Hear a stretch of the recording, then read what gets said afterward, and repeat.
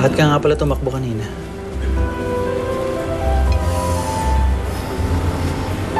Sorry, Roberto, ha. Naalala ko lang kasi si Eva, eh.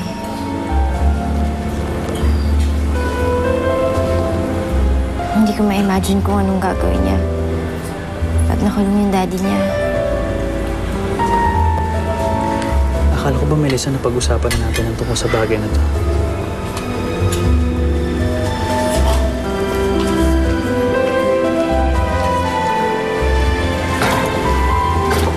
Ay, naku, Regina. Good evening. Alam mo, I'm so glad na pumayag si Felix na lumabas naman kami. Pagaling daw niya sa opisina, diretso na siya rito. Oo, at ang maganda nun, hindi na niya naiisip pa si Melissa. Diba? Ang cute.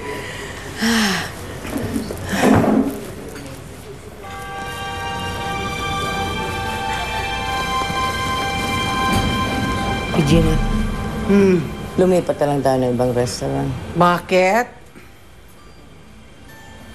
Ayaw ko kasi nakakakita ng babaeng binihisa ng asawa, pero sinisiraan pa niya ito para kumabit sa iba. Let's go.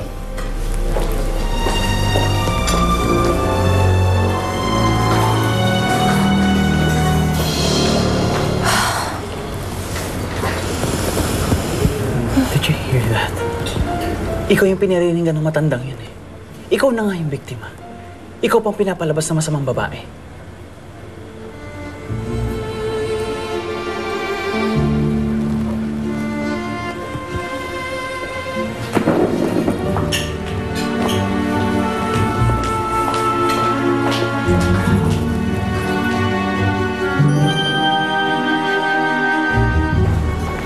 Lumipat na tayo sa ibang restaurant ni Gina. Nababahuan ako sa lugar na ito. Amarcita, where are you going? Felix. I thought dito tayo kakain.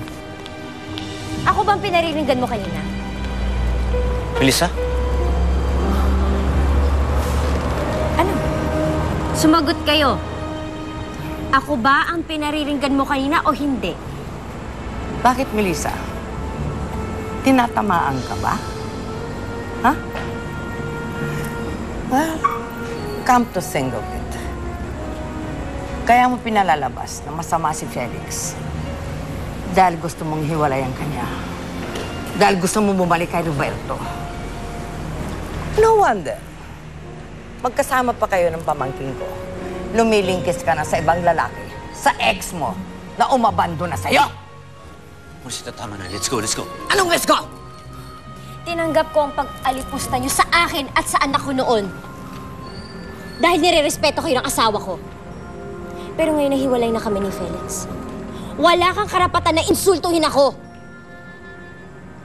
Kung gusto niyo magtuos tayo, sa korte na lang tayo magkita-kita. Big deal. Dahil idedemanda kita ng rape.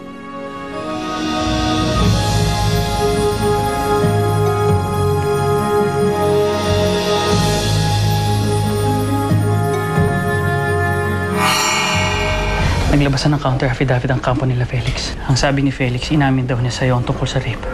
At napatawad mo daw siya bago kayo ikasal. Paano nagsinungaling ka sa counter affidavit? Well, I have no choice. Kailangan ko sabihin niyo para manalo ako sa kaso. Siguradong gagalit na naman sa'yo si Melissa. Maghanap ka ng ibang pwedeng magtestigo lamang kay Felix. Maganda siguro kung mga babaeng palalabasin nating inabuso rin. Ngayon ko lang napatunayan na demonyo ka sa lahat ng demonyo, Felix! May press launch ang kumpanya ng mga rastro, eh. I'm sure matitikman na ni Felix ang pinakamalaking skandalo sa buhay niya. Anong kailangan niyo dito? Inaaresto ho namin kayo sa panggagahasa kay Melissa Santiago Rastro. I give away my soul to hold you.